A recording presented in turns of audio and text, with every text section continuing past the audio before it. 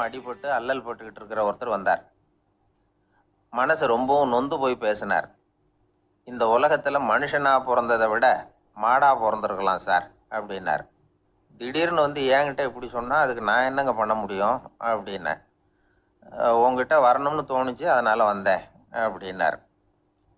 சரிங்க, இப்படி ஒரு யோசனை வந்ததுக்கு என்ன காரணம் அப்படின்னு சொல்லி அவர்கிட்ட கேட்டேன்.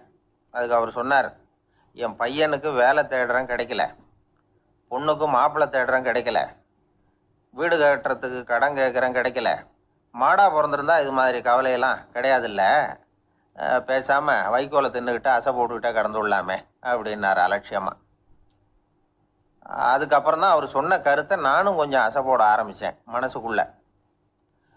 இப்போ இயற்கையை பொறுத்த வரைக்கும் அது நாம எல்லாரும் மகிழ்ச்சியா வாழணும் அப்படின்னு தான் விரும்புது. விலங்குகள், பறவைகள், தாவரங்கள், அப்புறம் மற்ற உயிரினங்கள் எல்லாமும் நல்லபடியா இருக்கணும் அப்படிங்கிறது தான் இயற்கையோட விருப்பம். அதுல ஒன்றும் சந்தேகம் இல்லை. இயற்கையோட அமைப்பை கொஞ்சம் கவனிச்சு பார்த்தா அதை நாம நல்லா புரிஞ்சுக்கலாம். இருந்தாலும் இந்த ஆள் சொன்னதை கேட்ட பிறகுதான் ஒரு முக்கியமான வேறுபாடு புரிஞ்சுது. அதாவது இந்த உலகத்துல உள்ள முக்கியமான பிரச்சனைகள் 6. அந்த 6 பிரச்சனைகளும் ஆடு மாடுகளுக்கு கிடையாது, மரம் செடி கொடிகளுக்கு கிடையாது. ஆனா மனுஷன் அந்த 6 பிரச்சனைகளையும் சந்திக்க வேண்டியிருக்கு. சரி, அந்த 6 பிரச்சனைகள் என்னென்ன தெரியுமா? முதல்ல இந்த ஆடு மாடுலாம் நமக்குன்னு சொந்தமா ஒரு வீடு இல்லையே அப்படின்னு கவலைப்பட்டுக்கிட்டு இருக்கிறது இல்லை. ஆனா மனிதனுக்கு வீடு தேவைப்படுது. இது ஒரு வித்தியாசம். இப்ப 2வது பிரச்சனை என்னன்னா ஆடை பிரச்சனை. ஒரு கோழியோ சேவலோ நாம போட்டுக்கிறதுக்கு ஒரு சட்டை இல்லையே அப்படின்னு கவலைப்படுறது இல்லை. ஆனா மனுஷனுக்கு அந்த கவலை உண்டு. சரி, இப்போ 3வது என்னன்னு பார்த்தா கல்வி பிரச்சனை. ஒரு பசுமாடு கவலையோட நின்றுகிட்டு இருக்கு அப்படின்னு வச்சுக்குவோம். நீங்க அதுகிட்ட போய், ஏன் பசுமாடை கவலையோட நின்றுகிட்டு இருக்கிற அப்படின்னு கேட்குறீங்க. என் கண்ணுக்குட்டிக்கு எல்கேஜியில் இடம் கிடைக்கல, டொனேஷன் கொடுக்கறதுக்கு கையில் பணமும் கிடையாது, சிபாரிசுக்கு யாரை பிடிக்கிறதுன்னு தெரியல, இப்படியா சொல்லிகிட்டு இருக்கோம். அதுக்கு அந்த கவலையெல்லாம் கிடையாது. ஆனால் மனிதனுக்கு அந்த கவலை உண்டு. 4வது என்னன்னு பார்த்தீங்கன்னா வேலை வாய்ப்பு பிரச்சனை. வேலை கிடைக்கலையே அப்படின்னு வேப்ப மரம் கவலைப்படுறதில்ல, ஆனால் மனுஷன் கவலைப்படுறான். 5வது என்னன்னு பார்த்தா கல்யாண பிரச்சனை. எருமை மாடு பசு மாடு எல்லாம் பொண்ணுக்கு மாப்பிள்ளை தேடிட்டு அலையுது, பேப்பரில் மணமகன் தேவை அப்படின்னு விளம்பரமாக கொடுக்குது, அதெல்லாம் கிடையாது. 6வது என்னன்னு பார்த்தீங்கன்னா பணம் சம்பந்தமான பிரச்சனை. ஆடு மாடுலாம் பணத்தை சேமிக்கணும்னோ ஏதாவது நிதி நிறுவனத்தில் முதலீடு பண்ணணும்னோ நினச்சிக்கிட்டு இருக்கிறதில்ல. பணத்தை எப்படி காப்பாத்துறது அப்படிங்கிற கவலையும் அதுகளுக்கு கிடையாது. குதிரை வந்து குளம்போட பிறக்குது, அதனால அது காடு மேடெல்லாம் கவலை இல்லாமல் தெரியலாம். ஆடு வந்து உடம்புல ரோமத்தோட பிறக்குது, அதனால அது குளிரை பற்றி கவலைப்பட வேண்டிய அவசியம் இல்லை. ஆனால் மனுஷனை பார்த்தீங்கன்னா அவன் தான் ஒன்றுமில்லாமல் பிறக்கிறான். ஏன் இந்த பாகுபாடு அப்படின்னு கேட்டால் இதை பற்றி கொஞ்சம் சிந்திச்சு பார்க்கணும். அதாவது இந்த சந்தேகத்தை ஒரு பெரியவர்கிட்டையும் கேட்டேன். அவர் சொன்னார் இதுக்கு பதில். அவர் இதே கேள்வியை இயற்கை கிட்ட கேட்டாராம். இயற்கை பதில் சொல்லிச்சான், வேற யாருக்கும் கொடுக்காத ஒரு வலுவான கருவியை, ஒரு பவர்ஃபுல் வெப்பன் மனுஷனுக்கு கொடுத்துருக்கிறேன்னு, அந்த கருவியை உபயோகப்படுத்தி அந்த 6 பிரச்சனையை மட்டும் இல்லை 6 கோடி பிரச்சனைகள் இருந்தாலும் அதையெல்லாம் சமாளிக்கலாம். அது கருவி என்ன தெரியுமா? அதுதான் 6வது அறிவு. அதை உபயோகப்படுத்தினா காலுக்கு செருப்பு தயார் பண்ணிக்கலாம், குளிருக்கு போர்வை தயார் பண்ணிக்கலாம், என்ன வேணும்னாலும் செய்யலாம் அப்படின்னு இயற்கை பதில் சொல்லிச்சான். அதனால நாம செய்ய வேண்டியது என்னன்னா இயற்கையை முதல்ல சரியா புரிஞ்சுக்கணும். இயற்கையின் படைப்பையே நாம வந்து சரியா புரிஞ்சுக்கிறது இல்லையே, அதுதான் வேதனை. இந்த கதையை கேளுங்க. இப்போ நகரத்திலிருந்து ஒரு ஆள் கிராமத்துக்கு வந்தான்.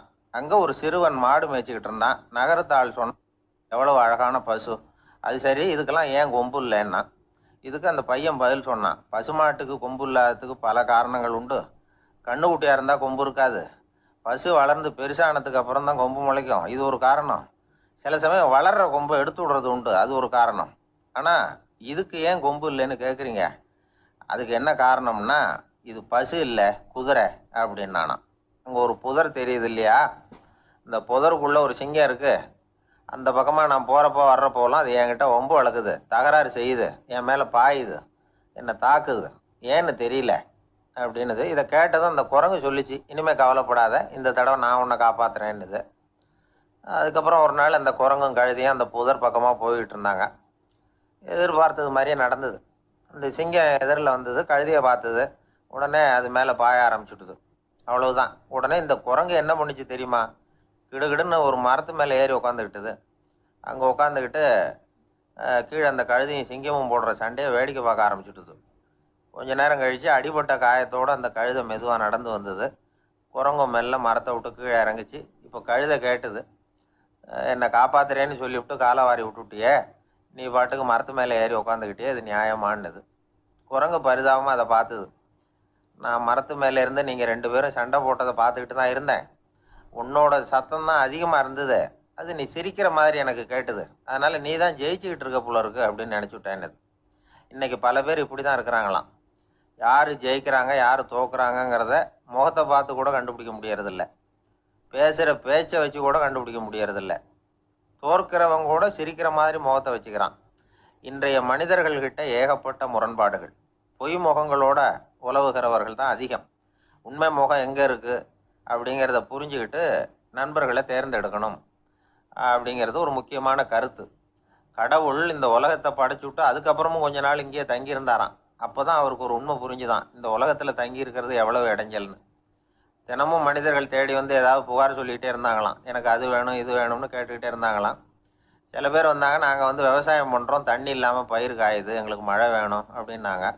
அவங்க போனதும் அதுக்கப்புறம் சில பேர் வந்தாங்க, நாங்கள் வந்து மண்பானை செய்கிறவங்க, நிறைய பானை செஞ்சு வச்சுருக்குறோம், மழை பெஞ்சால் எல்லாம் கரைஞ்சி வீணாக போயிடும், அதனால் இன்றைக்கி மழை பெய்யக்கூடாதுன்னாங்க. கடவுள் பார்த்தார், அவருக்கு என்ன பண்ணுறதுன்னே தெரியல, ஏகப்பட்ட குழப்பம், தலையை பிச்சுக்கலாம் போல இருந்தது, கிட்டத்தட்ட பைத்தியம் பிடிக்கிற அளவுக்கு ஆயிட்டுது. எல்லாருடைய ஆசைகளையும் அவரால் நிறைவேற்ற முடியல. ஏன்னா ஒன்றுக்கு ஒன்று முரண்பாடாக இருந்தது. ஒரு நாள் தன்னுடைய அமைச்சரவையை கூட்டி ஆலோசனை கேட்டார். என்ன செய்யலாம்னு சொல்லுங்கன்னார். இது என்ன பிரமாதம், பேசாமல் இமயமலை அடிவாரத்தில் போய் உட்காந்துங்க, யாரும் தொந்தரவு பண்ண மாட்டாங்கன்னாங்க. அங்கேயும் மனிதர்கள் வர ஆரம்பிச்சுருவாங்களேன்னார் கடவுள். சரி அப்படின்னா சந்திரனில் போயிருந்துக்கலாமேன்னாங்க. அங்கேயும் மனுஷன் குடி வர போகிறான் அப்படின்னார் கடவுள். வெகு தூரத்துக்கு அப்பால் உள்ள நட்சத்திர மண்டலத்துக்கு போயிடலான்னாங்க. இதெல்லாம் நிரந்தர தீர்வாகாது, நிரந்தரமாக இந்த மனிதனுடைய தொல்லையிலேருந்து நான் விடுபடணும், அதுக்கு ஏதாவது வழி சொல்லுங்கன்னார் கடவுள். ஒரு வயசான ஆள் வந்தார். கடவுளுக்கு காதோட காதாக ஒரு வழியை சொன்னார். கடவுளுக்கு முகம் மலர்ந்தது. அதுதான் சரி, அப்படியே செஞ்சுடலான்னார்.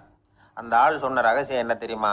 மனிதனால் அடைய முடியாத ஒரு இடம் இருக்குது, அது வேற எங்கேயும் இல்லை, அவனுக்கு உள்ளே இருக்குது, அங்கே போய் மறைஞ்சுங்க, அதுக்கப்புறம் மனிதர்களால் உங்களுக்கு தொந்தரவு இருக்காதுன்னார்.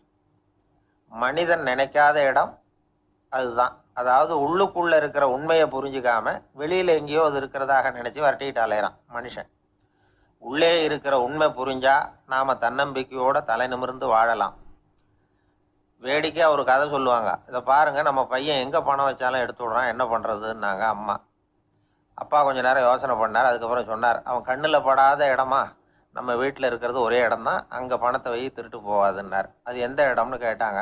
அதுதான் அவன் பாட புஸ்தகம், அதில் வச்சுரு, அவன் தொடவே மாட்டான், பாட புத்தகத்தை தொடாமல் பரீட்சையில் வெற்றி பெற முடியாது அப்படிங்கிறத புரிஞ்சுக்கணும். உள்ளே இருக்கிற உண்மையை தொடாமல் வாழ்க்கையில் வெற்றி பெற முடியாது. அதனால் உண்மையை புரிஞ்சுக்கிட்டா வாழ்க்கையில் வெற்றி நிச்சயம். கத்தியை தீட்டாதே புத்தியை தீட்டு அப்படின்னு ஒரு பெரியவர் புத்தி சொன்னார். அதை கேட்ட ஒரு இளைஞன், அது எப்படி பெரியவரை புத்தியை தீட்டுறது? கத்தியை தீட்டுன்னு சொன்னால் ஒரு கருங்கல்லில் கத்தியை தேய்க்கலாம், புத்தியை தீட்டுன்னு சொன்னால் எப்படி தலையை கொண்டுட்டு போய் தரையில் தேய்ச்சிக்கிட்டு இருக்க முடியுமா அப்படின்னா. அந்த பெரியவர் உடனே புரிஞ்சுக்கிட்டார், இந்த இளைஞனுக்கு புத்தி கூர்மை கம்மி அப்படிங்கிறத புரிஞ்சுக்கிட்டார். அது சரி, அறிவுக்கும் புத்திசாலித்தனத்துக்கும் என்ன வித்தியாசம்? இது ஒரு முக்கியமான கேள்வி. அறிவுன்னா என்ன, புத்திசாலித்தனம்னா என்ன? இதே கேள்வியை சாக்ரட்டிஸ் கிட்ட அவருடைய சீடன் ஒருத்தன் கேட்டானான். ஐயா, அறிவுக்கும் புத்திசாலித்தனத்துக்கும் என்னங்க வித்தியாசம் அப்படின்னு கேட்டிருக்கான். சாக்ரட்டிஸ் நிமிர்ந்து பார்த்துருக்கிறார் அந்த சீடனை. அதுக்கப்புறம் சொன்னாராம், நான் சொல்கிறேன் உன்னுடைய கேள்விக்கு பதில், ஆனால் அதுக்கு முன்னாடி நீ ஒரு காரியம் பண்ணணும்னாரான். என்னங்க செய்யணும் சொல்லுங்கன்னு இருக்கான். அதோ பாரு, ஒரு பெரியவர் உட்காந்துருக்கிறாரு, அவர்கிட்ட போ, இங்கேருந்து பக்கத்தில் இருக்கிற அந்த கிராமத்துக்கு போய் சேர எவ்வளவு நேரம் ஆகும் அப்படின்னு கேட்டுட்டு வா அப்படி சொன்னார் சாக்ரட்டிஸ். சரின்னு சொல்லிவிட்டு இவன் போனான். அந்த பெரியவர் முன்னாடி போய் நின்னான். ஏங்க பெரியவரை, இங்கேருந்து அதோ தெரியுத அந்த கிராமத்துக்கு போய் சேர்றதுக்கு எவ்வளவு நேரம் ஆகும் அப்படின்னு கேட்டான். பெரியவர் நிமிர்ந்து பார்த்தார். ஆனால் பதில் எதுவும் சொல்லலை. இவன் மறுபடியும் ஒரு தடவை அதே கேள்வியை அவர்கிட்ட கேட்டான். என்னங்க, நான் கேட்குறது உங்கள் காதில் விழுதா? அந்த கிராமத்துக்கு போய் சேர்றதுக்கு எவ்வளோ நேரம் ஆகும் அப்படின்னு சொல்லி மறுபடியும் கேட்டான். அப்பவும் அவர் பதில் சொல்லலை. உடனே அவன் மனசுக்குள்ளே முடிவு பண்ணிக்கிட்டான், சரி பெரியவர் ஒரு மாதிரியாக தெரிகிறார், புத்தி சுவாதீனம் சரியில்லாத ஒரு மாதிரி தெரியுது அப்படின்னு நினச்சிக்கிட்டே வந்த வழியிலேயே திரும்பி வந்துட்டான். கொஞ்சம் தூரம் நடந்திருப்பான். இப்போ அந்த பெரியவர் மறுபடியும் கூப்பிட்டார், இளைஞனே இப்படி வாடினார். இவனுக்கு ஒன்றும் புரியல. மறுபடியும் திரும்பி நடந்தான். அவர் முன்னாடி போய் நின்னான். பெரியவர் சொன்னார், தம்பி, இங்கேருந்து அந்த கிராமத்துக்கு போய் சேர்றதுக்கு 5 நிமிஷம் ஆகும் அப்படின்னார். இப்போ அந்த இளைஞன் அந்த முதியவரை ஒரு மாதிரியாக பார்க்க ஆரம்பித்தான். அதுக்கப்புறம் கொஞ்சம் யோசித்தான்.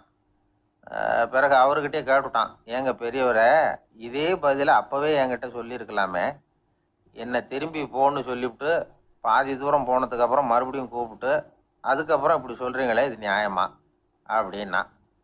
பெரியவர் சிரித்தார். அதுக்கப்புறம் சொன்னார், ஏன்பா, நீ எவ்வளவு வேகமாக நடக்கிறேங்கிறத பார்க்காம நீ கிராமத்துக்கு போய் சேர வேண்டிய நேரத்தை எப்படி என்னால் சொல்ல முடியும்?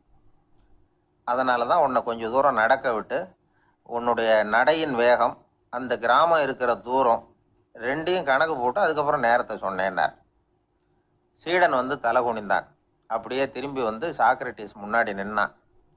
சாக்ரட்டிஸ் இப்போ சொல்கிறார், தம்பி, அதுக்கு பேர் தான் புத்திசாலித்தனம்.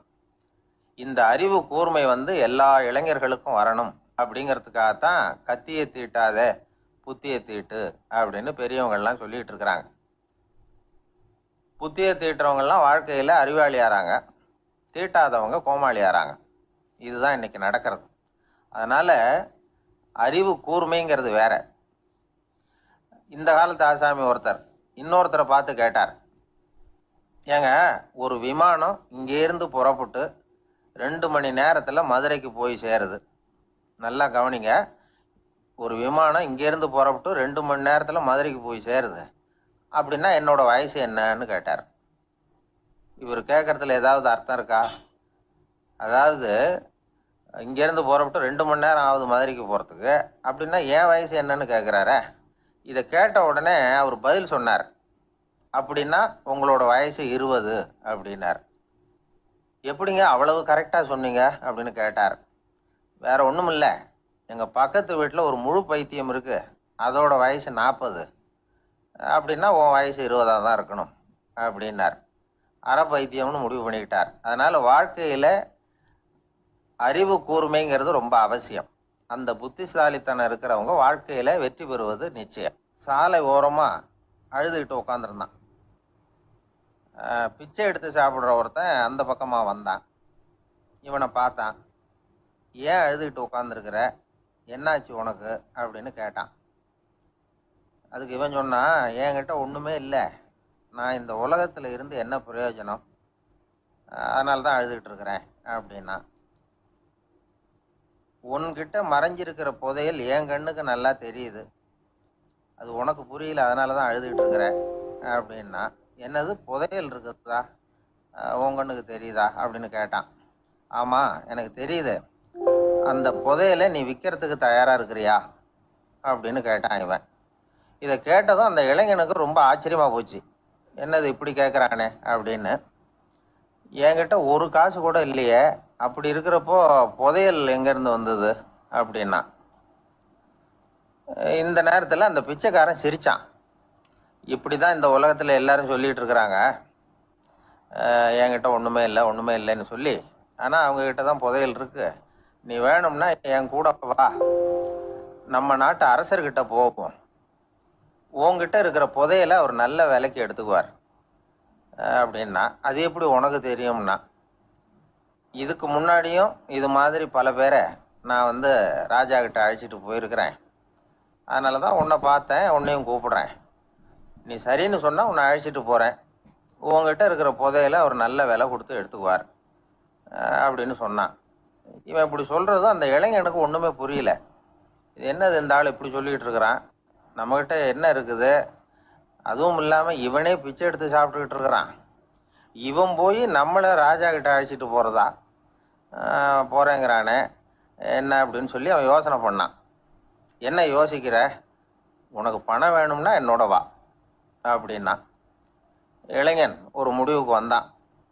சரி, இங்கேயே உட்காந்துக்கிட்டு இருக்கிறத விட அங்கேயாவது போய் பார்ப்போமே, இங்கே அழுதுட்டு உட்காந்துருக்கிறதுல என்ன பிரயோஜனம், ஏதோ கூப்பிடுறான் போய் பார்த்துட்டு வருவோமே அப்படின்னு சொல்லி அவன் கூட புறப்பட்டான். பிச்சைக்காரன் முன்னாடி போயிட்டே இருக்கிறான். இந்த இளைஞன் பின்னாடி நடந்து போயிட்டு இருக்கான். 2 பேரும் அரண்மனையை நோக்கி போறாங்க. பாதி வழி போயிருப்பாங்க. வழியில அந்த பிச்சைக்காரன் சொன்னான், இதை பாரு, முன்னாடியே சில விஷயங்களை நாம பேசிக்க வேண்டியிருக்கு. சரியா தெளிவா முடிவு எடுத்துக்கிட்டு அதுக்கப்புறம் ராஜா கிட்ட போகணும். ஏன்னா அங்க போய் அது முடியாது இது முடியாதுன்னு நாம நமக்குள்ள சண்டை போட்டுக்கிட்டு இருக்க முடியாது. ராஜாவுக்கு விலையை பத்தி கவலையே இல்லை. எவ்வளவு சொன்னாலும் நமக்கு பணம் கிடைச்சிரும். ஆனா அதுக்கப்புறம் நான் இதை விற்கிறதுக்கு தயாரா இல்லைன்னு சொல்லிடக்கூடாது. அதனால புதையலை விற்கிறதா இல்லையாங்கிறத இங்கேயே தெளிவா முடிவு செஞ்சுக்கணும். இல்லைன்னா ராஜா கிட்ட போய் அங்க போய் குழப்பிட்டு இருக்க முடியாது அப்படின்னு சொன்னான். இளைஞனுக்கு ஒண்ணுமே புரியல. என்ன சொல்ற நீ, என்கிட்டயா புதையலா, எங்க இருக்குது அப்படின்னு சொல்லி குழம்பி போனான். இப்போ அந்த பிச்சைக்காரன் சொன்னான், இத பாரு, இப்போ உதாரணத்துக்கு உன்னுடைய கண்களை எடுத்துக்கோ. அதுக்கு நீ என்ன விலை கேட்டுற போற? நான் அதுக்கு ராஜா கிட்ட இருந்து ஒரு 50,000 ரூபா வாங்கி தர முடியும். உன்னுடைய இருதயத்தை கொடுக்குறியா, 20 லட்சம் ரூபா வாங்கி தரேன். மூளையை கொடுக்குறியா, 30 லட்சம் வாங்கி தரேன். என்ன சொல்ற அப்படின்னு சொல்லி இந்த பிச்சைக்காரன் பேசிக்கிட்டே போறான். இளைஞனுக்கு கோபம் வந்துட்டுது. என்ன உளர்ற, உனக்கு என்ன பைத்தியமா? கண்ணையும் மூளையையும் இருதயத்தையுமா விற்பாங்க? என்ன விலை கொடுத்தாலும் அதையெல்லாம் நான் விற்கிறதுக்கு தயாரா இல்லை, நான் விற்க மாட்டேன். அதை கொடுத்துட்டு நான் என்ன பண்றது? இப்படி நான் மட்டும் இல்லை, யாருமே இதை விற்கிறதுக்கு தயாரா இருக்க மாட்டாங்க அப்படின்னு சொன்னான் அந்த இளைஞன். இவன் இப்படி சொன்னதும் அந்த பிச்சைக்காரன் வாய் விட்டு சிரிக்க ஆரம்பிச்சுட்டான். இப்போ பைத்தியமானது நானா நீயா? லட்சக்கணக்கான கோடிக்கணக்கான ரூபாய் பொறுமானம் உள்ள பொருள்களை உங்ககிட்டயே வச்சுக்கிட்டு விற்க முடியாதுன்னு சொல்ற நீ தான் ஏழை. என்கிட்ட ஒண்ணுமே இல்லைன்னு மரத்தடியில் உட்காந்து அழுதுட்டு இருக்கிறியே அப்படின்னு சொன்னான். இன்னைக்கு பாத்தீங்கன்னா பல பேர் தன்கிட்ட புதைஞ்சிருக்கிற ஆற்றலை புரிஞ்சிக்க முடியாம அவதிப்பட்டுக்கிட்டு இருக்கிறாங்க. நம்ம கிட்ட என்ன இருக்குங்கிறது அவங்களுக்கு தெரியறது இல்லை. அதனாலதான் என்கிட்ட ஒண்ணுமே இல்லைன்னு சொல்லி அழுதுகிட்டு இருக்கிறாங்க. இதை விளங்க வைக்கிறதுக்கு பெரியவங்க சொல்ற கதை இது. நம்ம கிட்ட இருக்கிற புதையலை நாம தான் தோண்டி எடுக்கணும். உண்மையான புதையலுங்கிறது உள்ளே இருக்கு. ஆனா அதை வெளியில தேடுற ஆசாமிகள் தான் அதிகம். சராசரி மனித இயல்பு அப்படி. நம்ம கிட்ட விலை மதிக்க முடியாத பகுத்தறிவு இருக்கு. அதை வச்சுக்கிட்டு வாழ்க்கையில முன்னேறதுக்கு முயற்சி பண்ணணும். என்கிட்ட ஒண்ணுமே இல்லைன்னு நினைச்சு ஓரமா உட்காந்துடக்கூடாது. முயற்சி செஞ்சா முடியாத காரியம் எதுவுமே இல்லை.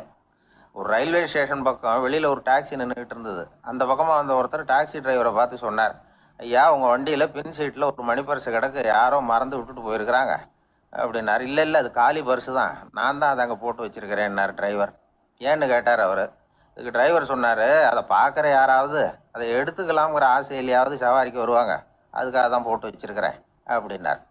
ஒரு நண்பர் அவசரமா என்கிட்ட ஓடி வந்தார். அப்புறம் சொன்னார், என்னால நம்பவே முடியல சார், என் பையனா இப்படி அப்படின்னு சொல்லி ஆச்சரியப்பட்டார். உங்க பையன் அப்படி என்னதான் செஞ்சுட்டான்னு கேட்டேன். என்னால முடியாத ஒரு காரியத்தை அவன் சுலபமா செஞ்சுட்டான் சார் அப்படின்னார். அது என்ன, உங்களால முடியாத காரியத்தை அவன் செஞ்சுட்டாங்கிறீங்க, அது என்ன காரியம்னு தான் சொல்லுங்களேன். என்ன, 5ஆம் வகுப்புல ஒரே தடவையில பாஸ் ஆயிட்டான் சார், அதாவது ஒரே அட்டம்ப்ட்ல பாஸ் ஆயிருக்கிறான் அப்படின்னார். மூச்சு வாங்க. கஷ்டப்பட்டு பரீட்சை எழுதினவன் அவன், இவருக்கு மூச்சு வாங்குது. நம்மால செய்ய முடியாத ஒரு காரியத்தை இன்னொருத்தர் செய்யும் போது அது நமக்கு ஆச்சரியமா தெரியுது. இப்ப சர்க்கஸ் பாக்குறோம், அங்க ஒருத்தர் அந்த இடத்துல தொங்குறார். அதை பாக்குறப்போ அது நமக்கு ஆச்சரியமா தெரியுது. ஏன்னா அது மாதிரி அந்த இடத்துல தொங்குறதுங்கிறது நம்மால முடியாத காரியம். நம்மால முடியாத ஒண்ண அடுத்த ஒருத்தர் ரொம்ப சுலபமா செய்யறப்போ நாம மருள்வது இயற்கை. இதைத்தான் தொல்காப்பியம் மருட்கை அப்படின்னு சொல்லுது. இந்த வியப்பு இருக்குதே, இது 4 வகையில ஏற்படுதான். அதையும் தொல்காப்பியம் தான் சொல்லுது. அது என்ன 4 வகை அப்படின்னா, முதல் வகை எப்படின்னா புதுமையான அரிய செயல்களை செய்வது.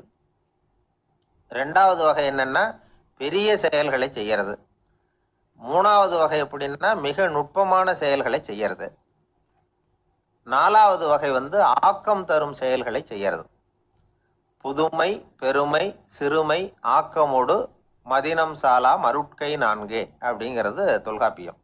இன்னைக்கு விஞ்ஞானம் புதுசா எதையோ கண்டுபிடிச்சுக்கிட்டு இருக்குது. அந்த கண்டுபிடிப்புகளை எல்லாம் பார்க்குறப்போ ஆரம்பத்தில் ஆச்சரியமா இருக்கு, அதுக்கப்புறம் நமக்கு பழகி போடுது. வானொலி பெட்டி புதுசாக வந்தப்போ அதை சுற்றி எவ்வளவு கும்பல், ஒரு பெட்டி பேசுது அப்படிங்கிறது எவ்வளவு வியப்புக்குரிய விஷயம். இப்போ யாரும் வானொலி பெட்டியை ரொம்ப ஆச்சரியத்தோட பார்க்கறது இல்லை. வச்சிருந்தாதான் ஆச்சரியமா பார்ப்பாங்க சில பேர், இந்த காலத்தில் இப்படி வச்சிருக்கிறாரேன்னு சொல்லி. மாறா அதை அலட்சியமாகவும் பார்க்க ஆரம்பிச்சுட்டாங்க. மதினம் சாலா மருட்கை அப்படின்னு ஒரு சொற்றொடர் வருது பாருங்க, அதுல கருத்தாழம் உண்டு. எதை பத்தியும் போதுமான அளவு புரிஞ்சிக்காதப்போ ஒருத்தர் ஆச்சரியப்படுறார், புரிஞ்சுக்கிட்டதுக்கு அப்புறம் ஆச்சரியம் மறைஞ்சு போடுது. மிக நுட்பமான செயல்களும் நம்மளை ஆச்சரியப்பட வைக்குது. ஒரு அரிசியில ஒரு திருக்குறள் எழுதி காட்டுறாங்க, ஒரு முட்டை ஓட்டுக்குள்ள ஓவியம் தீட்டி காட்டுறாங்க. கருங்கல் சிற்பங்கள்ல எவ்வளவு நுட்பமான வேலைப்பாடுகள், அதையெல்லாம் பார்த்து ஆச்சரியப்படுறோம். இது மாதிரியே ஆக்கபூர்வமான செயல்களும் நம்மளை வியப்பில் ஆழ்த்தும். குப்பை கூலங்களை கூட வாழ்க்கைக்கு பயன்படுகிற பொருளா மாற்றுகிறவர்கள் இருக்கிறாங்க. அவங்களுடைய செயல் நமக்கு ஆச்சரியத்தை தருது. இடைக்காட்டு சித்தர்னு ஒருத்தர் இருந்தார். அவர் பாடிய மூவடி 30ங்கிற நூல்ல ஒரு பாட்டு வருது. ஆற்றல் பிறர் அறிதலின் ஆகம் கிளர்வு உறுதலின் கற்று அறிபாணர் கெழுமிய கோடலின் தோற்றம் உருகவே போற்றல் சால் வியப்பே. ஒருத்தருடைய ஆற்றல் தெரியாமல் இருந்தது, அவருடைய அரிய செயல்களை பார்க்கும் பொழுது வியப்பா இருந்தது, மனசுக்குள்ள கிளர்ச்சி. பாவலர்கள் இவர்கள் புகழப்பாடி மற்றவர்களும் தெரிந்து கொள்ளுமாறு செய்கிறார்கள். ஆக எல்லா வகையிலுமே மக்கள் தங்களுடைய வாழ்க்கையில முன்னேறுவதற்கு வழிகாட்டுகிற ஒரு மெய்ப்பாடு தான் வியப்புங்கிறது. இன்னைக்கு இளைஞர்கள் இதை நல்லா புரிஞ்சுக்கணும். ஆச்சரியப்படுங்கள், ஆச்சரியப்பட வைப்பீர்கள். இந்த காலத்துல நம்ம எப்படி எல்லாமோ ஆச்சரியப்பட வைக்கிற அதிசய மனிதர்கள் இருக்கிறாங்க. ஒரு ஆளை பிடிச்சி ஜெயிலுக்கு கொண்டுகிட்டு வந்தாங்க. சிறை அதிகாரி அவனை ரொம்பவும் ஆச்சரியமா பார்த்தார். இவன் கேட்டான், ஏன் சார் அப்படி பாக்குறீங்க, நான் இப்போ இங்க வந்தது உங்களுக்கு ஆச்சரியமா இருக்கா அப்படின்னு கேட்டான். இதுக்கு சிறை அதிகாரி சொன்னார், நீ இப்போ இங்க வந்ததுல எனக்கு ஒன்றும் ஆச்சரியம் இல்லைப்பா, ஏற்கனவே நீ இங்கிருந்து விடுதலை ஆகி போய் 6 மாசம் ஆச்சு, இவ்வளவு லேட்டா திரும்பி வர்றியா, அதுதான் எனக்கு ஆச்சரியம் அப்படின்னாராம். இது ஒரு வகையான ஆச்சரியம். ஆனா வாழ்க்கையில வியப்புங்கிறது ஒரு தேவைப்படுகிற மெய்ப்பாடு. ஆச்சரியப்படுவோம், ஆச்சரியப்பட வைப்போம். அப்படி இந்த உண்மையை புரிந்து கொண்டோம்னா நம்ம வாழ்க்கையில வெற்றி நிச்சயம். ஒரு நண்பர்கிட்ட பேசிக்கிட்டு இருந்தேன். அவருடைய உறவினர் ஒருத்தர் ஒரு நேர்முக தேர்வுக்கு போயிருந்தாராம், இன்டர்வியூக்கு. ரொம்பவும் பொறுப்பாகவும் கவனமாகவும் செயல்பட வேண்டிய பதவிக்கான நேர்காணல் அது. இவர் எழுத்து தேர்வுல ஏராளமான மதிப்பெண்கள் வாங்கிவிட்டார், அதனால அதை பத்தி கவலை இல்லை. இப்ப நேர்முக தேர்வுல தேர்வு பெறணும். ஏராளமான சான்றிதழ்கள் வச்சிருந்தார். நேர்காணல்ல கேட்கப்பட்ட எல்லா கேள்விகளுக்கும் சரியான பதில தான் சொன்னார். இருந்தாலும் பாருங்க, அந்த நேர்முக தேர்வுல அவர் தேர்ந்தெடுக்கப்படலை. என்ன காரணம் அப்படின்னு பின்னாடி விசாரிச்ச போதான் விவரம் தெரிஞ்சுதான். அது என்ன ஆயிருக்குதுன்னா, அந்த நேர்காணலின் போது இவர் நடந்துகிட்ட முறையில சில தவறுகள் நடந்து போச்சான். முக்கியமா 2 தவறுகள். ஒண்ணு, அவங்க ஒரு கேள்வியை கேட்டு முடிக்கிறதுக்குள்ளேயே இவர் பதில் சொல்ல ஆரம்பிச்சுட்டாராம். 2வது என்னன்னா, இவர் நாற்காலியில தாராளமா இயல்பா சாஞ்சி உட்காராம நாற்காலி முனையில உட்கார்ந்துருந்தாராம். இந்த 2 விதமான செயல்பாடுகளும் இவர் அவசரப்படுறவர், பதற்றப்படுறவர் அப்படிங்கிறதுக்கான அடையாளங்கள். அதாவது கேள்வியை கேட்டு முடிக்கிறதுக்குள்ளேயே முந்திக்கிட்டு பதில் சொல்றது. 2வது, நாற்காலியில இயல்பா தாராளமா உட்காராம நாற்காலி முனையில உட்கார்றது. பார்க்க போற வேலைக்கு அவசரம், பதற்றம் இது 2 இருக்கக்கூடாதான். அதனால மார்க் இருந்தும் சர்டிபிகேட் இருந்தும் அந்த வேலை வாய்ப்பு அவருக்கு கிடைக்கல. வேலை கொடுக்கறவங்க நம்ம கிட்ட இருந்து என்னதான் எதிர்பார்க்கறாங்க, இதை தெரிஞ்சு வச்சுக்கிறது நல்லது. முதல்ல மற்றவர்களுடன் தொடர்பு கொள்ளும் திறமை, அதாவது எபிலிட்டி டு கம்யூனிகேட். நீங்க நினைக்கிறத அழகா தொகுத்து வகைப்படுத்தி சொல்ல தெரியுதான்னு பார்ப்பாங்க. உங்க திட்டங்களை அடுத்தவங்க ஏற்றுக்கொள்ளக்கூடிய விதத்துல வெளிப்படுத்துறதுக்கு உங்களால முடியுதான்னு பார்ப்பாங்க. இதுக்கு என்ன செய்யறது? குழப்பம் இல்லாம சிந்திக்கணும், குழப்பம் இல்லாம பேசணும். 2வது விஷயம் என்னன்னா புத்திசாலித்தனம், அதாவது இன்டெலிஜென்ஸ். ஏத்துக்க போற வேலையை நல்ல விதமா செய்ய முடியுமா உங்களால, அதை எந்தெந்த வழியில செய்யலாம், அப்படிங்கிறத உங்களால் தீர்மானிக்க முடியுமா? அந்த வேலைக்கான புது புது யோசனைகளை உங்களால் சொல்ல முடியுமா அப்படின்னு பார்ப்பாங்க. இது இன்டெலிஜென்ஸ். மூணாவது தன்னம்பிக்கை, அதாவது செல்ஃப் கான்ஃபிடன்ஸ். உங்களுக்கு அது உண்டா அப்படிங்கிறத கவனிப்பாங்க. எந்த சூழ்நிலையையும் சமாளிக்கணும், எப்படிப்பட்ட மனிதர்களையும் சமாளிக்கிற தைரியம் வேணும், அடுத்தவங்களை நமக்கு சாதகமாக திருப்பக்கூடிய தன்னம்பிக்கை வேணும். நாலாவது பொறுப்புகளை முன்வந்து ஏற்றுக்கொள்ளுதல், வில்லிங்னஸ் டு அக்செப்ட் ரெஸ்பான்சிபிலிட்டி. பொறுப்புகள்ல இருந்து நழுவி போக ஆசைப்படாம செஞ்சு முடிக்கணும். அஞ்சாவது முன் வருதல், இனிஷியேட்டிவ். வேலையோட முக்கியத்துவம் உணர்ந்து அதை ஏற்றுக்கிட்டு தகுந்த நடவடிக்கைகளை தயங்காமல் எடுக்கிறதுக்கு முன் வரணும். ஆறாவது என்னன்னு கேட்டிங்கன்னா தலைமைத்துவம், லீடர்ஷிப். 4 பேருக்கு தலைமை தாங்கி நல்ல விதத்தில் நடந்துக்க தெரியுதா? ஏழாவது கற்பனை திறன், இமேஜினேஷன். சில பிரச்சனைகள் வரக்கூடும் அப்படின்னு முன்கூட்டியே யூகிச்சு அதுக்கு தகுந்த மாதிரி நடவடிக்கை எடுக்கிற திறமை உண்டா அப்படிங்கிறத பார்ப்பாங்க. எட்டாவது என்னன்னா வளைந்து கொடுத்தல், ஃப்ளெக்சிபிலிட்டி. சூழ்நிலைக்கு தகுந்த மாதிரி, மாற்றங்களுக்கு தகுந்த மாதிரி அனுசரித்து நடந்துக்கிறதுக்கு தெரியுதா அவங்களுக்கு அப்படிங்கிறத கவனிப்பாங்க. அடுத்தது திறமைகளை வெளிக்கொணரும் திறமை, இன்டர்பர்சனல் ஸ்கில்ஸ். அடுத்தவங்க கிட்ட இருக்கிற திறமையை கண்டுபிடிச்சி அதை நல்ல விதத்தில் ஊக்கப்படுத்தி பயன்படுத்த தெரியுதா அப்படின்னு பார்ப்பாங்க. ஆறாவது சுய அறிவு, செல்ஃப் நாலேஜ். அடுத்தவங்க நம்மளை பற்றி என்ன நினைக்கிறாங்க அப்படிங்கிறத நம்மளால் புரிஞ்சுக்க முடியுதாங்கிறது முக்கியம். அடுத்தது போட்டி மனப்பான்மை, காம்படிட்டிவ்னஸ். அடுத்தவங்களை ஒப்பிட்டு பார்த்து அதை விட ஒரு படி மேலே வரணுங்கிற குணம் வேணும். இதுக்கு அடுத்தது என்னன்னா குறிக்கோளை வெல்லுதல், கோல் அச்சீவ்மெண்ட். குறிக்கோளை சவாலாக எடுத்துக்கிட்டு அதை அடையணும். அப்புறம் வேறுபட்ட திறமைகள், ஒகேஷனல் ஸ்கில்ஸ். பதவிக்கு வேண்டிய திறமைகள் தவிர மற்ற திறமைகள் எதுவும் உண்டாங்கிறது முக்கியம். நமக்கு வேலை கொடுக்கணும்னு நினைக்கிறவங்க நம்மக்கிட்ட இருந்து இவ்வளவும் எதிர்பார்ப்பாங்க.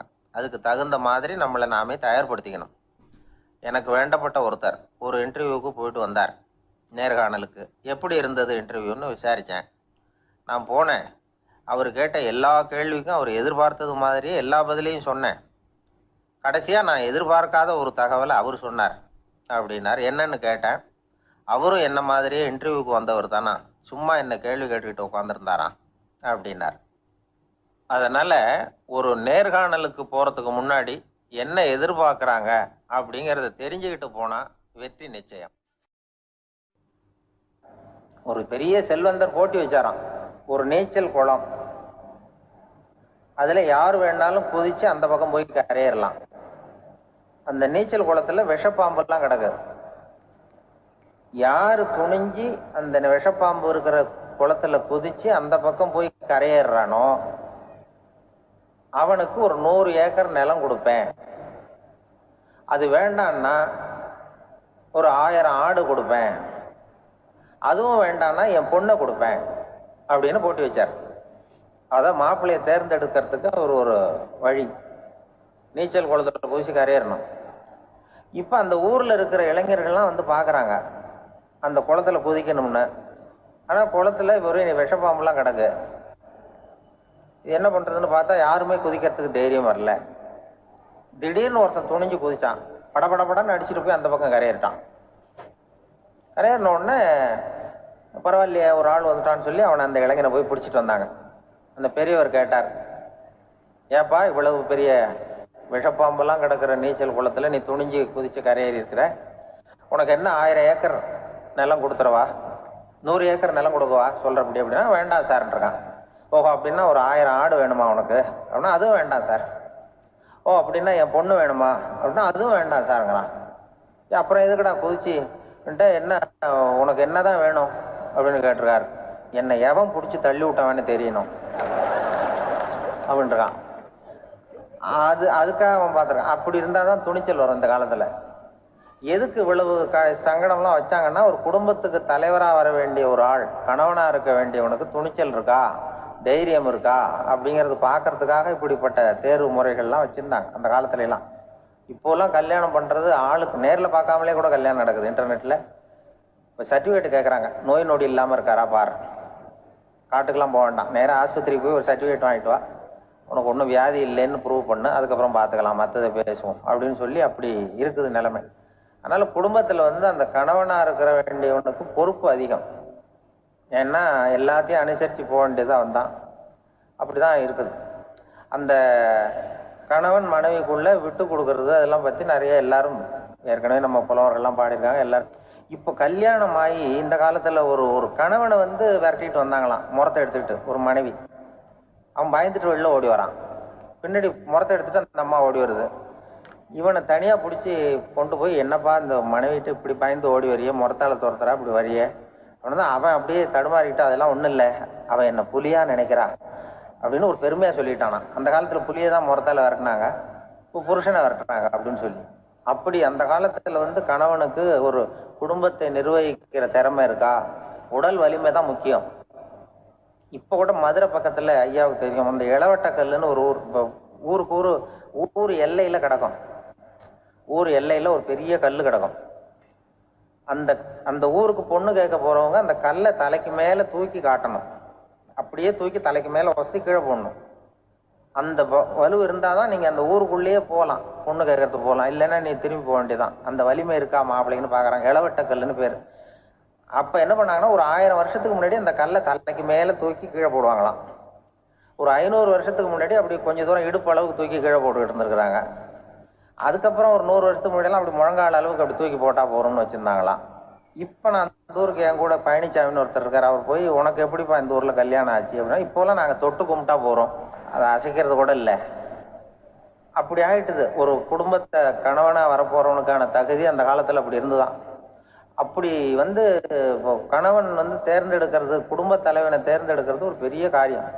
ஒரு குழந்தை பிறந்துதான் ஒரு வீட்டில், அந்த குழந்தைக்கு என்ன பேர் வைக்கிறதுங்கிறது ஒரு தகராறு. இந்த குழந்தைக்கு என்ன பேர் வைக்கிறதுங்கிறதுல தகராறு வந்துடுது. யாரு? கணவனுக்கும் மனைவிக்கும். அவன் என்ன சொல்றான், எங்க அப்பா பேரை தான் வைக்கணுங்கிறான் அவன். இந்த அம்மா என்ன சொல்லுது, இல்லை எங்க அப்பா பேரை தான் வைக்கணும் அப்படிங்குது. காலையிலேருந்து சண்டை, தகராறு. எதிர்த்த வீட்டுக்காரன் பார்த்தான், இது என்ன காலையிலேருந்து எதிர்த்த வீட்டில் தகராறு நடக்குது, என்னன்னு போய் கேட்டிருக்கான். என்னம்மா உங்களுக்கு உள்ள தகராறு, காலையிலேருந்து பார்த்தேன் அப்படின்னா. ஒன்றும் இல்லைம்மா, குழந்தைக்கு பேர் வைக்கிறதுல எங்களுக்கு உள்ள ஒத்து போக முடியல.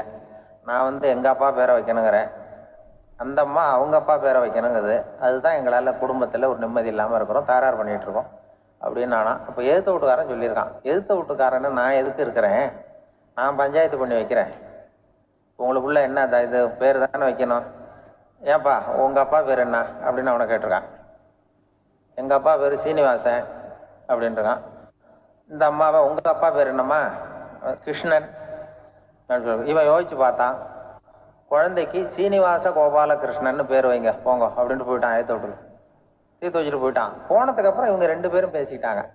சரி, இந்த சீனிவாசன் சரி, கிருஷ்ணன் சரி, நடுவில் கோபாலம் யாரு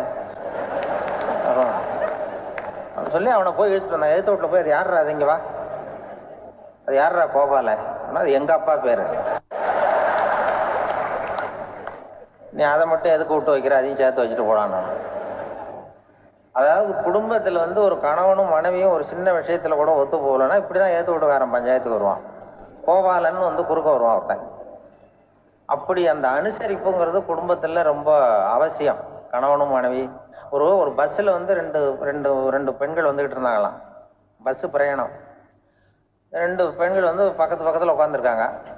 அந்த கண்டக்டரை கூப்பிட்ருக்காங்க, இங்கே வாயா அப்படின்னு அந்த ஒரு அம்மா கூப்பிட்ருக்கு. என்னம்மா அப்படின்ட்டுருக்கார். வந்து இந்த ஜன்னலை திறந்து விட்டு போ அப்படின்னு. சரின்னு பக்கத்தில் இருந்த ஜன்னலை திறந்து விட்டு அவர் போயிட்டார். பக்கத்தில் இருந்தம்மா உடனே இங்கே வாயா, மறுபடியும் வாயான்னு கூப்பிட்ருக்கு. வந்து என்ன, இந்த ஜன்னலை மூடி விட்டு போ அப்படின்ட்டுருக்கு. மூடி விட்டு போனார். மறுபடியும் அந்த முன்னாடி கூப்பிட்டது, வாமா வாயா வாயான்னு மறுபடியும் கண்டக்டரை கூப்பிட்டு, என்ன இந்த பார், இந்த ஜன்னலை வந்து நீ மூடி வச்சின்னா நான் மூச்சு திணறி செத்து போடுவேன். அப்புறம் உடனே பக்கத்தில் இருந்தம்மா, தபாரியா அந்த அம்மா பேச்சை கேட்டுட்டு நீ திறந்து வச்சின்னா நான் குளிர் தாங்காமல் செத்து போடுவேன் அப்படின்ட்டு. அவர் தலையை பிச்சுக்கிறார் கண்டக்டர். என்னடா பெரிய ரொம்ப போயிச்சேன்னு, கொஞ்சம் தூரம் பிரயாணம், இதில் கூட அட்ஜஸ்ட் பண்ணி போகக்கூடாதா அப்படின்னு. அப்போ அந்த பஸ்ஸில் பின்னாடி ஒருத்தன் கடைசி சீட்டில் வெயில் தாங்காமல் சட்டையெல்லாம் கட்டி போட்டுட்டு ஒரு கிராமத்து ஆள் வீடியோ குடிச்சிட்டு வரான். அவர் கூப்பிட்ருக்கான் அந்த ஆள், அந்த கண்டக்டர், இங்கே வாயா, அங்கே என்ன தகராறு அப்படின்னு. அந்த எதிர்த்து வீட்டுக்காரன் வந்தானே முன்னாடி பஞ்சாயத்துக்கு, அது மாதிரி கண்டக்டர், இங்கே வாயா, அவன் ஏன் நீ என்ன சொல்ல போற அப்படின்ட்டு வந்திருக்கான். சட்டையெல்லாம் கட்டி போட்டு பீடி குடிக்கிறோம், பீடி புகையை ஊதி விட்டு அங்கே என்ன தகராறு அப்படின்னு கேட்டிருக்கான். ஒன்றும் இல்லையா, அந்த அம்மா வந்து ஜன்னலை திறந்தா செத்து போவேங்கிறது, இந்த அம்மா ஜன்னலை மூடுனா செத்து போவேங்கிறது, நான் என்னையா பண்ணுறது ஒரு ஆள். இதுக்கு ஏன் கவலைப்படுறேன், நான் சொல்றத கேள், நான் தீர்த்து வைக்கிறேன் பிரச்சனையை அப்படின்னு சொல்லிட்டு பீடியை எடுத்துக்கிட்டு புகையை ஊதிவிட்டு சொன்னானா, கொஞ்ச நேரம் அந்த ஜன்னலை மூடி வை, அந்த அம்மா செத்து போவோம். அப்புறம் திறந்து வை, இந்த அம்மா செத்து போவோம், நாம நிம்மதியா போகலாம் அப்படின்னு சொல்லிட்டு பீடி குடிக்க ஆரம்பிச்சிட்டான். அவருக்கு கோவம் வந்துட்டுது கண்டக்டருக்கு. நீ உனக்கு என்ன நீ பாட்டுக்கு சொல்லிட்டு போடுவ, அந்த 2 அம்மாவும் செத்து போச்சுன்னா அவங்க வீட்டுக்காரனுக்கெல்லாம் யாரு பதில் சொல்றது அப்படின்னா, கவலையே படாத, 2 பேருக்கும் நான் தான் வீட்டுக்காரன். அதனாலதான் அந்த யோசனையை சொன்னேன் உங்ககிட்ட. அப்புறம் இதுதான், இந்த ஒண்ணுக்கு மேல போச்சுன்னா அது இயற்கைக்கு விரோதம், இப்படிலாம் ஆகும். அதனாலதான் அவன் அவ்வளவு ஒண்ணுமே வேண்டான்ட்டு கடைசி பெஞ்சில போய் சீட்ல உட்காந்துக்கிட்டான். அப்படி அது இயற்கையை புரிஞ்சுக்கிட்டு வாழணுங்கிறது முக்கியம். குடும்பத்துல கணவனுடைய பங்கு என்ன, மனைவியினுடைய பங்கு, குழந்தை குட்டிகள்லாம் சொல்லுவாங்க. அப்படி இருக்கணும். கணவன்கிறவனுக்கு நிறைய சகிப்புத்தன்மை தேவைப்படுது. மனித நேயம்ங்கிறத பத்தி சொல்லுவாங்க. மனித நேயம் ஏன்னா ஒரு கணவன் கணவனா இருக்கணும், மனைவி மனைவியா இருக்கணும். அது ஒண்ணுக்கு மேல இந்த கல்யாணம் பண்ணிக்கிறாங்கல்ல, அது ரொம்ப அவஸ்தை. ஒருவனுக்கு ஒருத்திங்கிறது நம்ம இதெல்லாம் சொல்றது. ஒன்றுக்கு மேற்பட்ட திருமணங்கள் சங்கடத்துல தான் கொண்டு விட்டோம். நிறைய சொல்லுவாங்க. உலகத்திலேயே ஒரு பெரிய இது என்ன தெரியுங்களா, இயற்கை நிர்ணயம் பண்ணுது. இப்போ நம்ம சில பேருக்கு எனக்கு பொம்பளை புள்ள வேண்டாம், ஆம்பளை புள்ள வேண்டாம்னு சொல்லி இந்த ஸ்கேன் பண்ணி என்னென்னவோ பண்ணிட்டு இருக்கிறாங்கல்ல.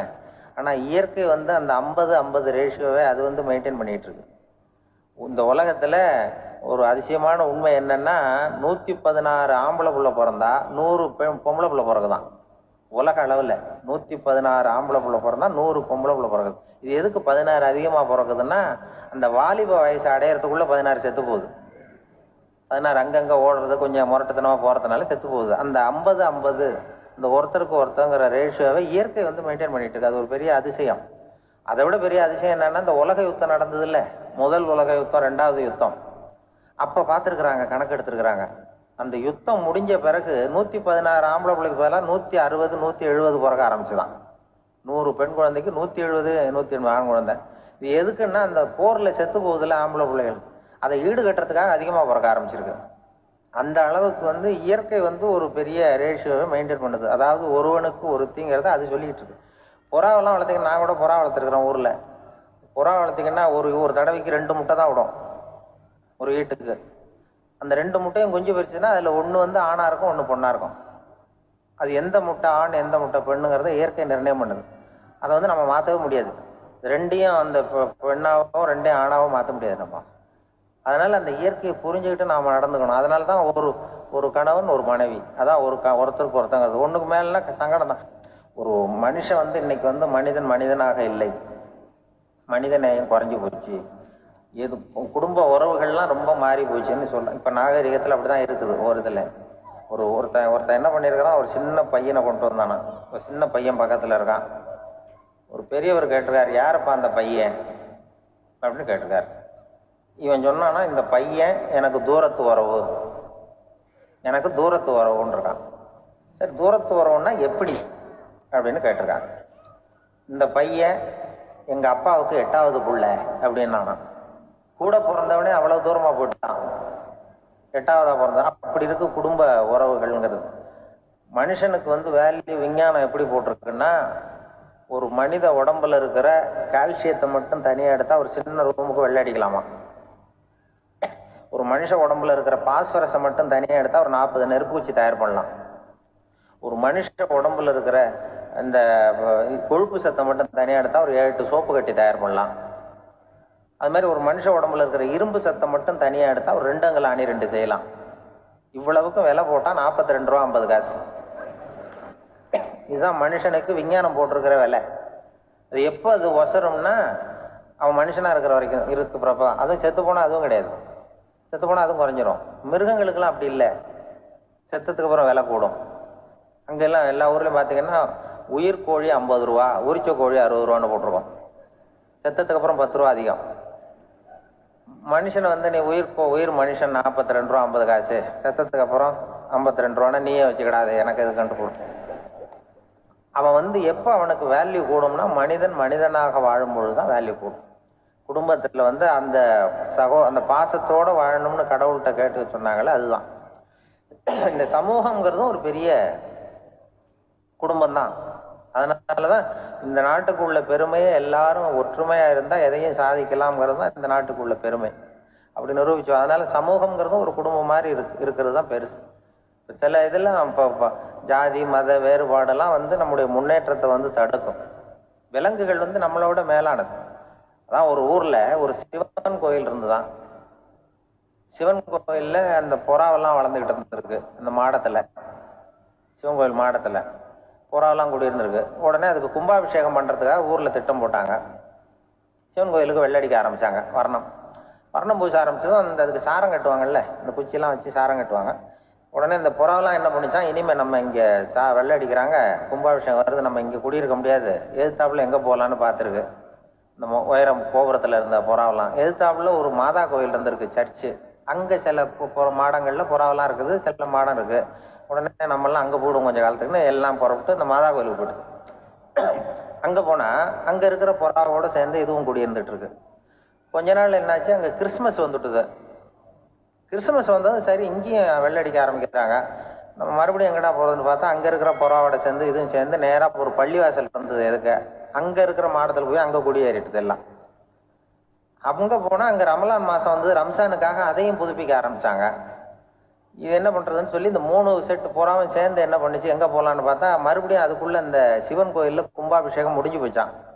முடிஞ்சிருக்கு, அங்க போடுவோம் எல்லாரும் சொல்லி எல்லா புறாவும் அந்த சிவன் கோயிலுக்கு வந்துட்டுது. அங்க போய் மாடத்துல குடியிருந்துட்டுது.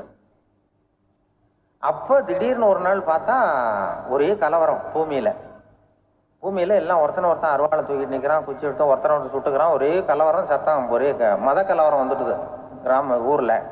அப்போ புறாவெல்லாம் மாடத்துல இருந்துகிட்டு ஒரு குஞ்சு புறா அவங்க அம்மாட்ட கேட்டுதான், இது என்ன, இந்த மனுஷனுக்கு என்ன ஆச்சு, இந்த மனுஷனுக்கு என்ன ஆச்சு, அவன் கத்தியை தூக்கிட்டு நிக்கிறானே அப்படின்னு கேட்டுதான். ஒரு குஞ்சு புறா அவங்க அம்மாட்ட கேட்டுதான். அம்மா புறா.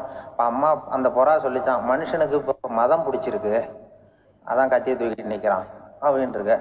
இப்ப நமக்கெல்லாம் பிடிக்கலையே அப்படின்னு தான். அப்ப அந்த புறா சொல்லிச்சான், அந்த பாருமா, நாம இந்த சிவன் கோயில்ல இருந்தாலும் நமக்கு புறான்னு தான் பேரு, இந்த மாதா கோயிலுக்கு போனாலும் நமக்கு புறான்னு தான் பேரு, பள்ளிவாசலுக்கு போனாலும் நமக்கு புறான்னு தான் பேரு. அந்த மனுஷன் அப்படி இல்லை.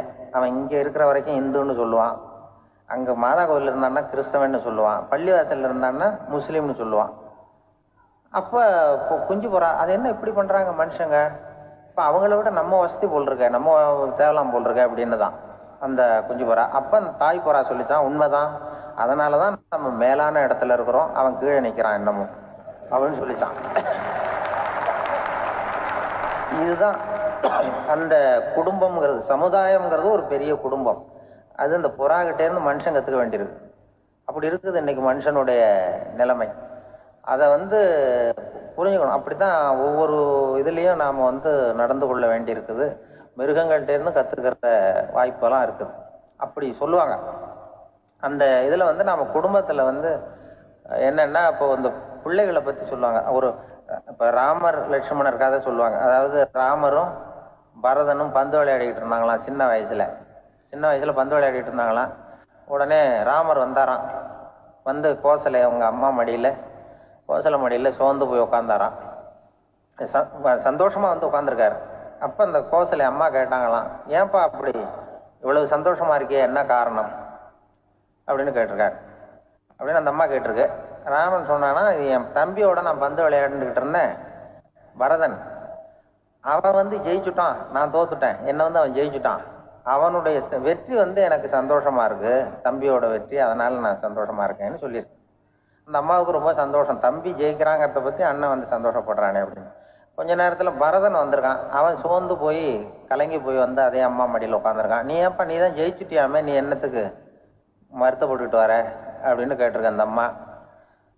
அப்ப பரதன் சொன்னானா, நான் ஜெயிக்கணுங்கிறதுக்காக அண்ணன் விட்டு கொடுத்தாரு, தோத்துட்டாரு, அதனால எனக்கு வருத்தமா இருக்கு, உண்மையில அவர் தான் ஜெயிச்சிருக்க வேண்டியது, எனக்காக விட்டு கொடுத்தாரு, அதனால நான் வருத்தப்படுறேன்னா. அப்ப அந்த அம்மா சொல்லிச்சான், இப்படிதான் தம்பியனுடைய வெற்றி அண்ணனை சந்தோஷப்படுத்துது, அண்ணனுடைய தோல்வி தம்பியை வருத்தப்பட வைக்குது, இப்படிதான் இருக்கணும் அண்ணன் தம்பின்னா, அப்படிதான் குடும்பத்திலையும் இருக்கணும்னு சொல்லி அந்த அம்மா சொன்னதா சொல்லுவாங்க ராமாயண கதை. அதே போல இதுல வரும், நபிகள் நாயகத்தினுடைய பேரர்கள், பாத்திமாவனுடைய பிள்ளைகள் 2 பேர், ஹசன் ஹுசைன் 2 பேர் நபிகள் நாயகத்தினுடைய பேரன்மார்கள்.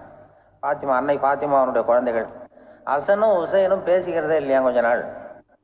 இந்த அம்மாவுக்கு அதை பார்க்குறாங்க, ஏதோ அண்ணன் தம்பிக்குள்ளே ஏதோ தகராறு போல் இருக்கு, ஏன் பேசிக்க மாட்டேங்கிறாங்க அப்படின்னு சொல்லி அந்த பிள்ளைகளை கூப்பிட்டு வச்சு அந்த அம்மா புத்தி சொல்லிச்சான். இந்த பாருப்பா, நீ அண்ணன் தம்பிக்குள்ள இது மாதிரி இருக்கக்கூடாது.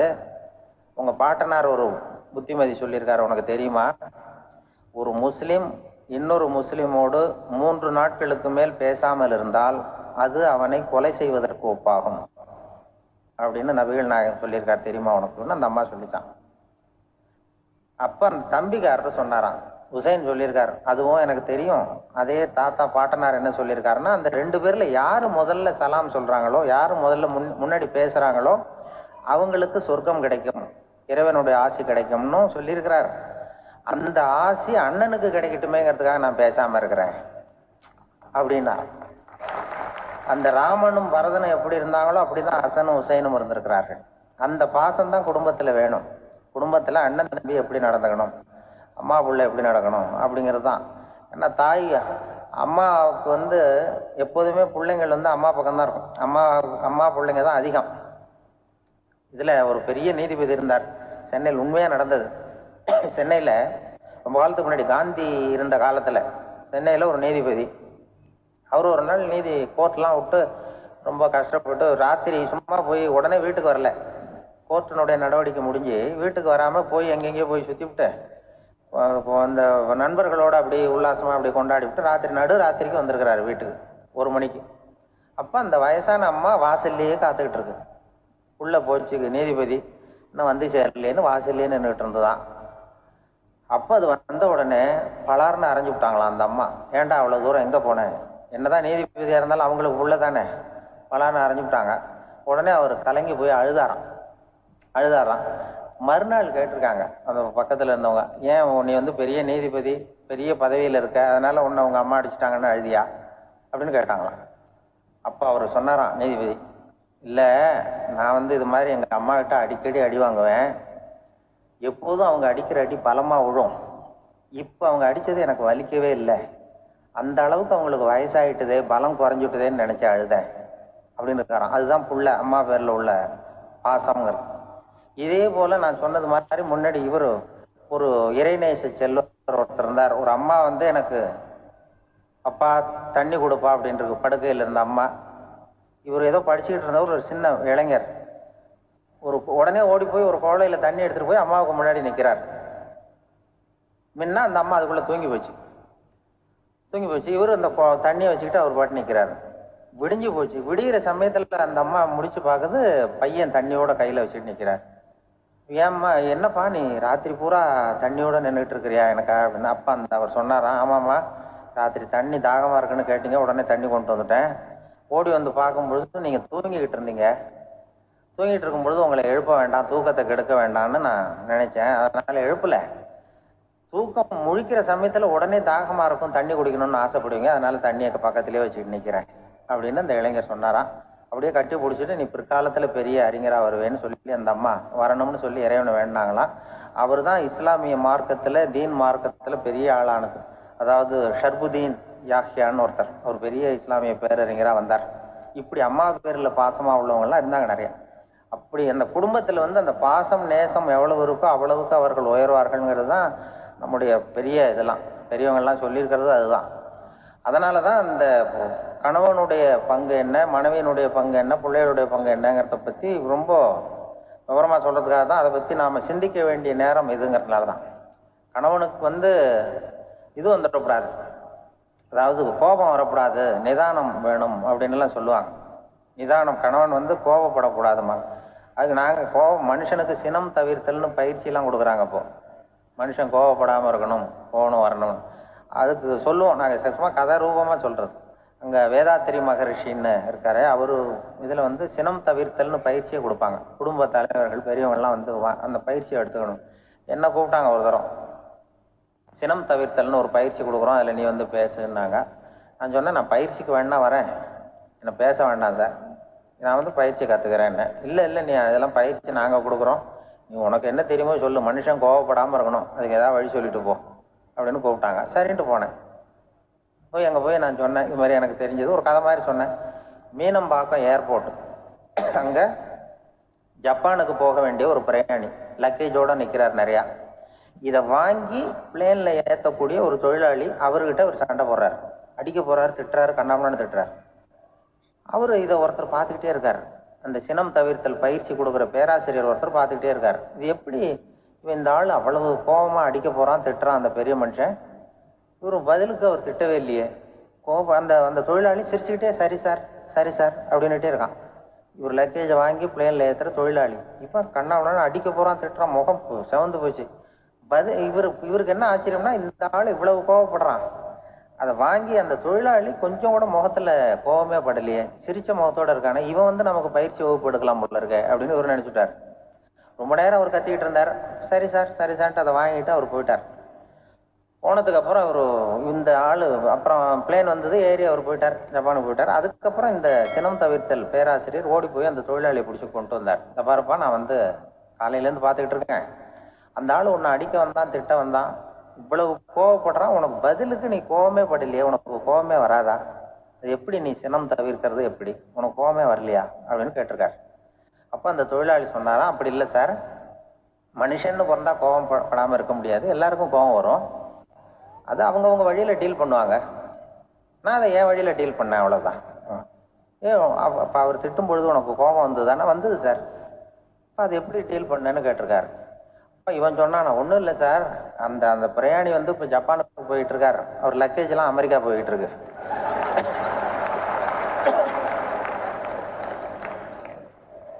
இதுக்கு நாம எதுக்கு சார் அனாவசியமா அவன்கிட்ட போய் சண்டை போட்டுக்கிட்டேன்,